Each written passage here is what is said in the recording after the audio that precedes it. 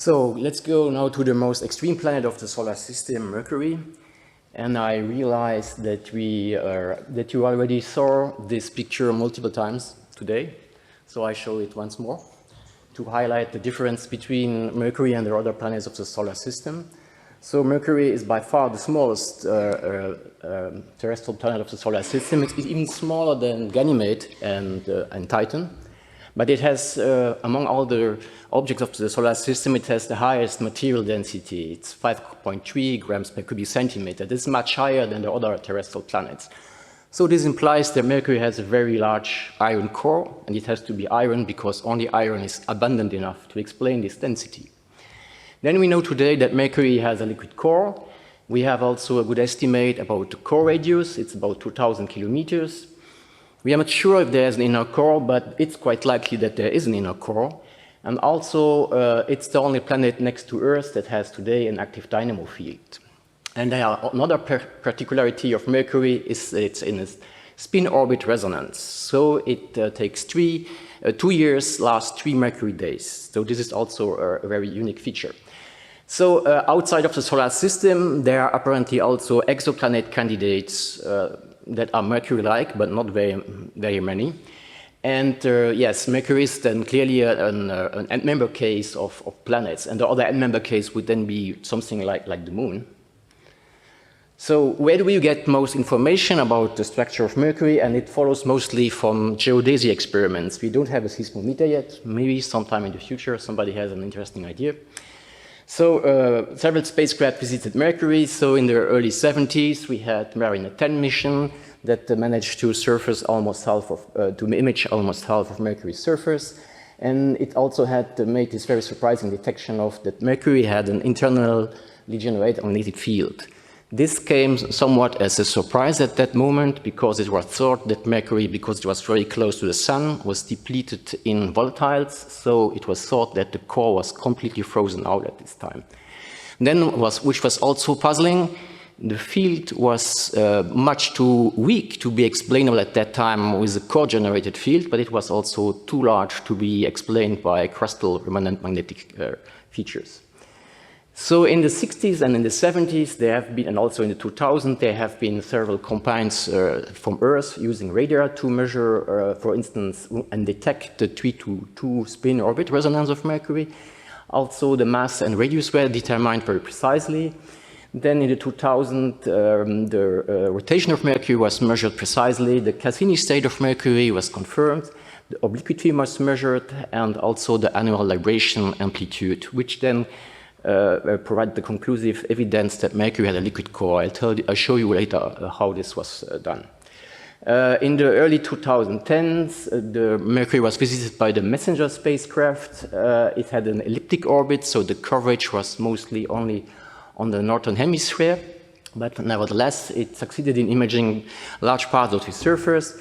It made surface spectra, which were very important to constrain Mercury's composition. It also measured for the first time the gravity field, the tides, and the topography, and allowed to refine over the years the rotation state of Mercury, and also further information were obtained about the morphology and the magnetic field of Mercury.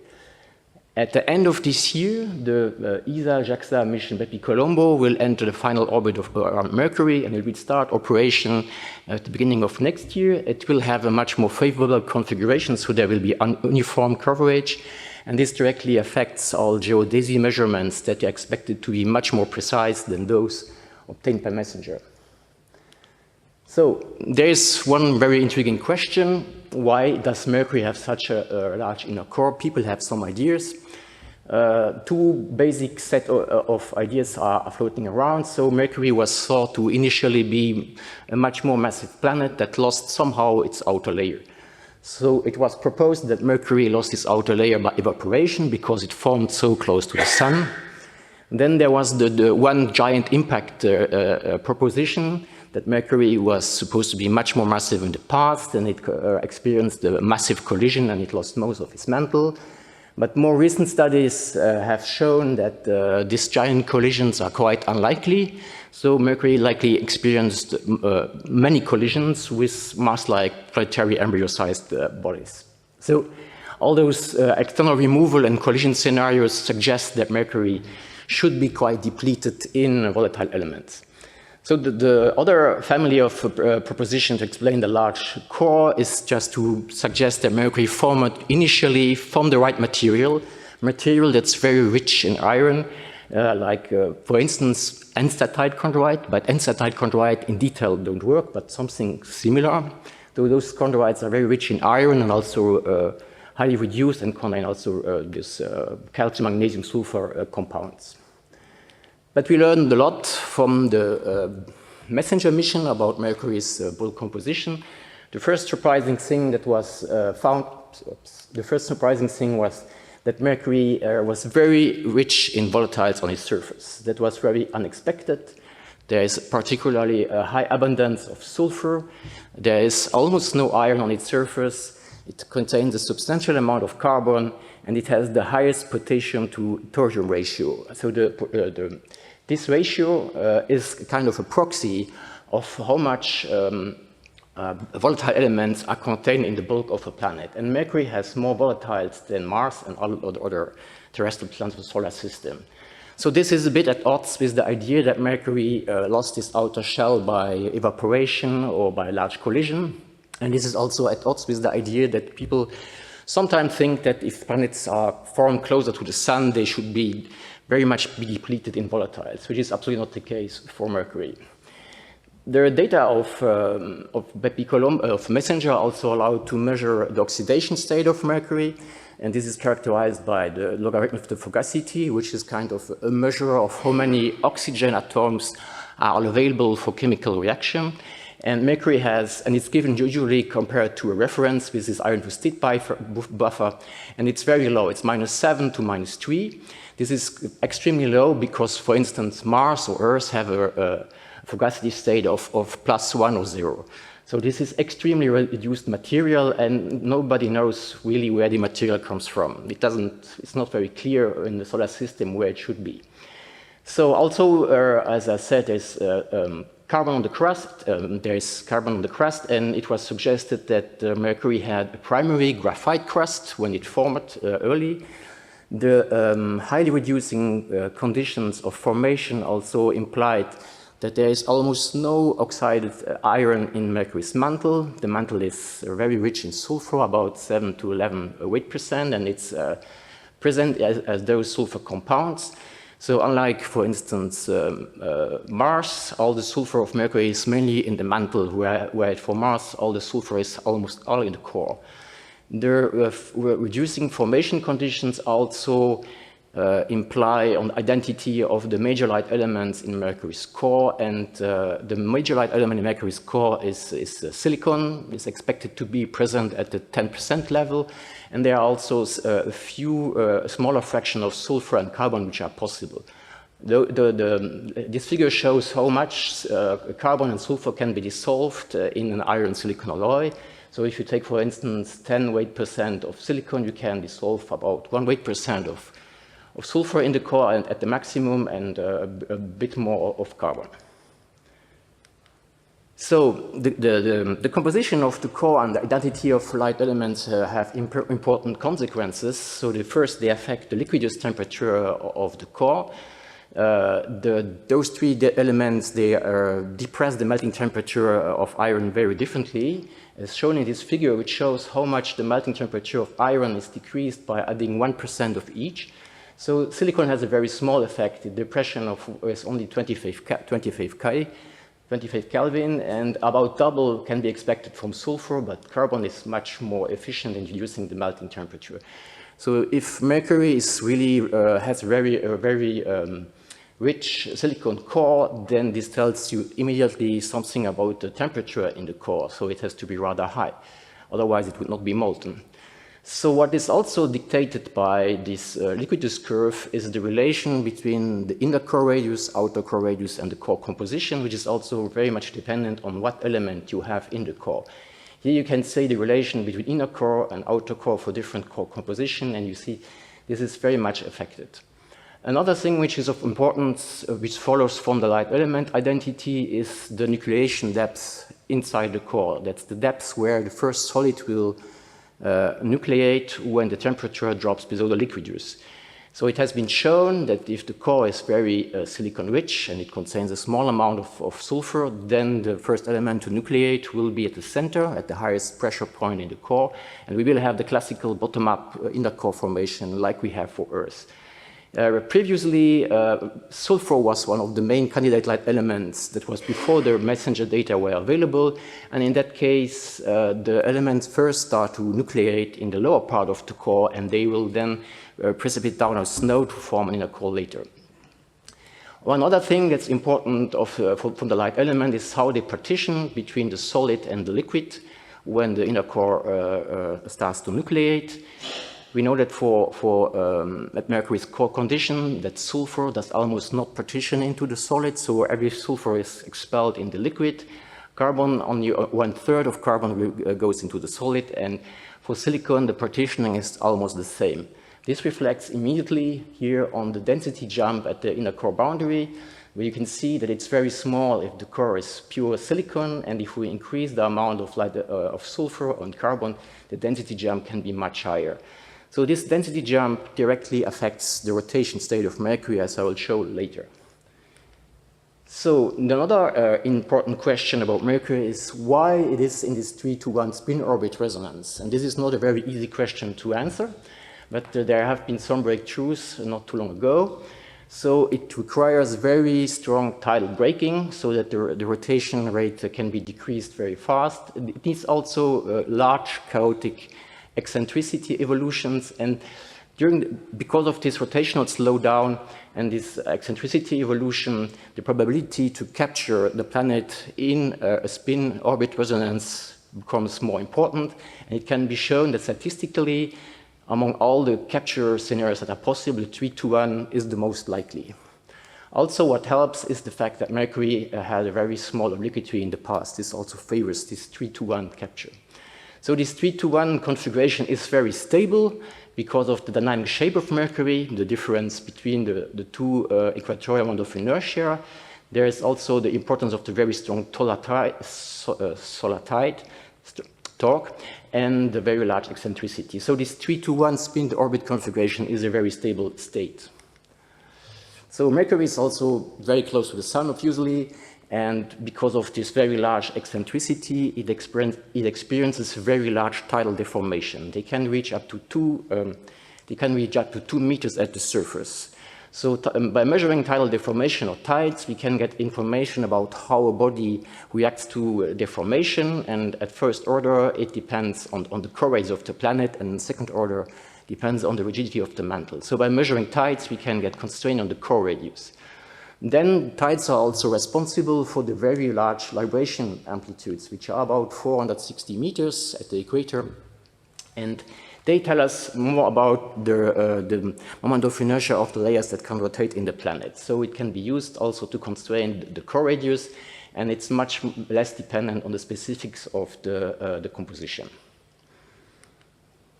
So let's come to libration and how we can get to the moment of inertia of the planet. So the torque that acts on Mercury from the Sun depends on the difference between the two equatorial moments of inertia. If they are the same, there is no torque. It depends also on the mass of the Sun and the distance from the Sun, and it depends on the angle of the longest axis of Mercury and the direction to the Sun. So if you do a bit of massage, you will find out that actually the libration amplitude depends on the difference of this polar moment of inertia and the polar moment of inertia. So when you know the gravity field, you can get information about the polar moment of inertia. So the libration amplitude, as I said before, that have been measured by radar, they show that they are 2 times larger than what should be expected for a fully solid planet. So this implies that somehow the outer part of Mercury can move independently, and this is the first conclusive proof that Mercury has a fluid core. In that case, the formula has to be modified, and it will allow then to constrain the moment of inertia of the mantle alone. But this is still a simplification. Then in reality, things are much more complicated. So the mantle cannot move independently of the core, because there are viscous and topographic and electromagnetic coupling between the core and the mantle. they hinder the mantle to move, they will try to hinder the mantle to move independently, but it has been shown that those effects are quite small and can for the moment be neglected. However, the non-spherical shape of the core and the non-spherical shape of the inner core and the non-alignment of those two, there is a torque trying to make them align, and this this gravitational torque and pressure torque is very important, and it very much affects the libration amplitude of the mantle. So here it is shown by how much the libration amplitude of the mantle is affected by the change in inner core radius, and it can be quite large, up to 15 meters, and it depends also on the density jump at the ICB, which is the largest for the FES models. So with the current precision of 6 meters for the libration amplitude, we cannot no longer anymore take the moment of inertia of the mantle as a constraining factor to get information about the interior structure. We have to model the whole libration amplitude. So when there are librations, there are also free libration modes. They represent independent oscillation of the simultaneous. There are two libration modes, free libration modes. The first one is an in-phase oscillation of the mantle with the core, and the second one is an out-of-phase oscillation of the mantle and the core. And it also depends strongly on the interior structure. So if the inner core gets larger, the out-of-phase oscillation period goes to 0, because the inner core and the mantle cannot move, almost not move independently anymore, and the in-phase the in-phase period of the eigenmode goes to that of a solid planet. And when it decreases, the inner core radius is small, the effect is very small, and we recover the effect, the libration period of a planet without an inner core. So this shows clearly that these libration eigenmodes depend on the interior structure. So eigenmodes are only interesting or fun when they are excited. And here we have some excitings, and they are from the perturbation of the external planets on the orbit of Mercury. They are from Jupiter, Venus, and Earth, and I only show here those that are the strongest. So we can see that for several models here, when the inner core is large, we can expect to have and a resonant amplification of the forcing. What that looks is a bit complicated, as shown in this figure. Here we see for each forcing amplitude of the libration from the different planetary bodies, how it would be affected by the interior structure. And we see clearly that we have some resonant behavior for very specific interior structures. So what is also striking is that the narrowness of the resonance width, so it will only resonate for very specific models with very specific structures. We can, based on the evolution of these libration amplitudes, also predict the libration time series here over the epoch of the messenger mission, and you can see that depending on the interior structure, the time series can be very much affected. I will show later how this can be used to get some inference about the interior structure. Another point that I didn't address yet is Mercury's obliquity. So I already said Mercury is in the Cassini state. This implies that Mercury's spin axis, the normal to Mercury's orbit, and the normal to the Laplace plane are in the plane, the coplanar. And there is a famous equation derived by Stan Peele that shows when Mercury, or when the planet is in the Cassini state, like Mercury, we can, by measuring its obliquity, obtain the polar moment of inertia if we know the gravity field coefficients. Here, this figure shows some recent measurements of the obliquity and what is the moment of inertia following from those measurements. They have had a larger uncertainty in the past, but now seem to cluster in this range with much smaller uncertainties. They are measured by two different ways. Some of the measurements, they actually measure the obliquity of the mantle by tracking features of the mantle, tectonic features, craters, radar images. And another set of measurements, they determine the obliquity by measuring it on how it affects the orbit of the spacecraft. So the one set is more the obliquity of the mantle, and the other one is more or less the obliquity of the moment of inertia of the planet. But of course, things are not that simple.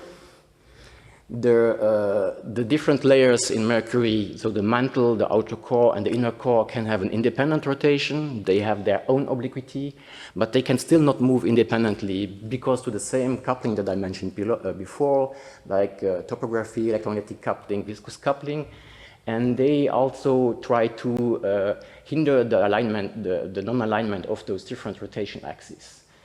So the mantle obliquity is affected by the interior structure also.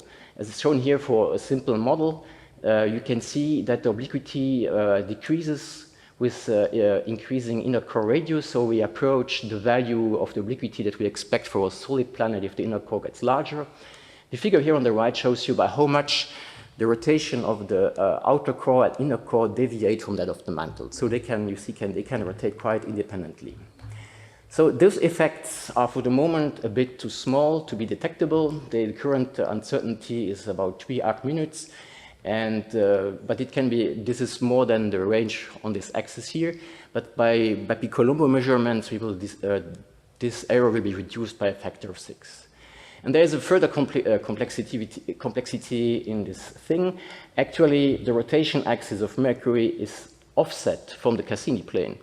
So here in this figure, there is the right ascension angle and inclination of the measurements that have been used to determine the obliquity, and the line in the middle is the Cassini plane. And you can see that they all deviate from the Cassini plane. So the deviation is the perpendicular distance from the measurement points to the Cassini plane. There are several reasons why the spin axis should not be in the Cassini plane. The first one comes from pericenter precession. So there is this induces a small nutation of the spin axis, which makes an offset which is smaller than 1 arc second. Then there is tidal dissipation. So Mercury is not an elastic body; it will deform dissipatively, so it lags behind, and this will also affect this offset here. Then there is viscous coupling effects, and there is also the deformation effect that are induced by the differential rotation of the individual layers the planet that can rotate. So all in all, we expect to have a deviation from the Cassini state here, which is about 3 or 4 arc seconds. For the moment, even if this figure shows that these data values have an offset, the precision is too low to make any useful inferences with them, because the value of the offset is the precision of the offset is almost the value of the offset itself. So maybe in the future, with Betty Colombo missions, we can also exploit this data set. So what can we do today? We can make inference about the interior structure by using the classical data like mass, moment of inertia, the libration amplitude, and we will also use the tidal log number. I will here, for this illustration, use the most recent estimates. We make a 1D radial model that has a crust overlain to a mantle. It has a liquid core, and it can have a solid inner core. For our model parameters, I assume the inner core radius, the temperature at the core mantle boundary, the mantle density, the crust thickness, and the crust density, and also the core flattening, which is important. As prior, we'll assume either a silicon core or a silicon sulfur core. We assume the prior on the temperature allows is warm enough to allow the core to be molten, but not too high to avoid mantle melting. So it's below the solidity of the mantle, because we know there is no volcanic activity on Mercury today. And we will also use the most recent equations of state, liquidus parametrization. We will use non-elastic rheology for the mantle, and we will we'll also include the coupling of the core and the mantle for the calculation of the libration. So here we have 3 of the inferent quantities. I'll start with the core radius. We can see that it's quite well retrieved. It is not very much dependent on the core composition. So we find the core radius is about 2,000 kilometers, and the error at 1 sigma is 20 kilometers. We can also very well retrieve the density of the mantle. The errors are on the 2nd decimal. This is a very low density, but it's in agreement with the minerals that are stable in Mercury's mantle and are devoid of iron. And the models that work best have a silicon content that is between 8 and 12 weight%. And for those, the sulfur content is below 1 weight%. What we cannot constrain here is at all the radius of the inner core. Maybe there's some small constraint for the iron sulfur silicon composition, but not a lot. There's also no constraint on the crust thickness and density. We can also not constrain CMB temperature and core flattening. So what can we do to refine those estimates? And we can explore something that we have not yet used to constrain the models. That would be constraints from thermal evolution. We can ask two questions. Are the models that we infer from geodesy compatible with thermal evolution constraints, or can we devise some plausible scenarios, evolution scenarios, that would lead to those geodesy compatible models? In order to do this, we will simulate Mercury's thermal evolution, we will use self-consistent interior structure models, and we will assess conditions favorable for dynamo generation. So let me first, before I give you the results, give you the Mercury thermal state and evolution constraints. The first 500 million years, Mercury experienced a very drastic resurfacing event. It's very difficult to get any constraints on anything that happened before. But we know that for the first billion years, Mercury had an episode of effusive volcanism that emplaced most of the crust. We know that the crust production or the crust thickness that we have today is between 15 and 50 kilometers. There was also a much longer episode of volcanism called explosive volcanism on Mercury, but we will not use this as a constraint yet. And we also know that Mercury experienced some radial contraction due to cooling. So from the moment after the heavy resurfacing period to today, it is thought that Mercury contracted between 4 and 8 and even more kilometers. The final constraint that we are going to use is the magnetic field. We know that it has a field today, and we also know that it had a field in the past. Crustal magnetization showed that Mercury had an active dynamo the first at least 800 million years after formation. There is also one other thing that can give us interesting information for the interior structure, which is more qualitative. So this is from the morphology of the dynamo field that's measured on Mercury. The field is extreme, has a very weak dipole. It's only 1% of Earth's magnetic field. It's very axisymmetric, and it has an equatorial asymmetry. That means that the magnetic equator is shifted upwards by 20%. By 20%. So it is very challenging to replicate this kind of dynamo field with numerical simulation, but those that are able to do it, they require that Mercury has a very thick stable layer at the top of its core and an inner core. So this thick stable layer is not participating in the active dynamo action. And it's important to have in order to explain the weakness of the field, because it filters out the very small scale and high frequency effects. So those dynamo simulations also show that most of the energy of the dynamo is not in the dipolar field. This layer is also required for the axisymmetry, and it's also required to have this persistent offset of the equatorial magnetic equator that's offset towards the north. We have also and I wanted to mention that those dynamo simulations are steady state simulations, so they don't model Mercury's thermal evolution. But there are other thermal evolution studies, and they also support the presence of this very thick stable layer in the core, and they also need a growing inner core to explain the dynamo. So here are a set of preliminary results where we try to find models that are compatible with thermal evolution. And the constraints that we have applied here are the crust emplacement timing. We have the crust thickness, the dynamo entropy, or the dynamo action has to be present in the past and today. And we also want to have it that the models have a reasonable radial contraction. So we made a very large Monte Carlo parameter space exploration, and we found that it's quite difficult for an FESI dynamo to work in the past and today, but he managed to find some solution. They all require that the dynamo, that the inner core nucleated very early, so before 1 billion years. The model also showed that the the stable layer grows quite fast and is pushed back as soon as the inner core gets larger.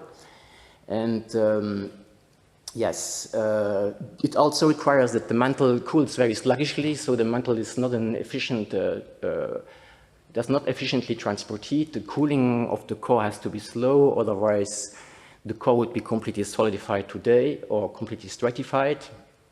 And from terms of structure, we find only that models in this set of parameters are successful. So only models with a core radius between 2000 and 2025 kilometers produce successful models, and only models with this inner core range can be retrieved from this simulation, and they also need this quite large amount of silicon. So those results show very promising things that can be obtained if we include also thermal revolution constraints in those inversions for interior structure models.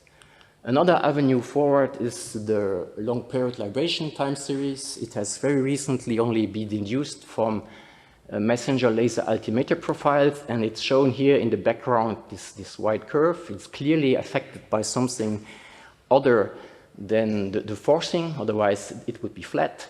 So we try to find a set of interior structure models that can replicate this time series, and here's a set of models that can do that. And also here, it's only a very small set of models that is able to reproduce this time series.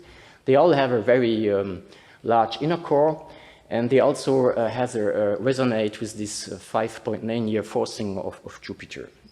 So combining those things will certainly bring forward our understanding about Mercury. So I leave you with the summary. We think that with the improved precision of that we will obtain with Bepi-Colombo, because of this improved data precision of Bepi-Colombo, we will have to do much more sophisticated modeling because several effects will become important and cannot be neglected. But we think that with Bepi-Colombo, our understanding of the interior structure will be much improved, and even more improved if we include these thermal constraints and also this libration time series.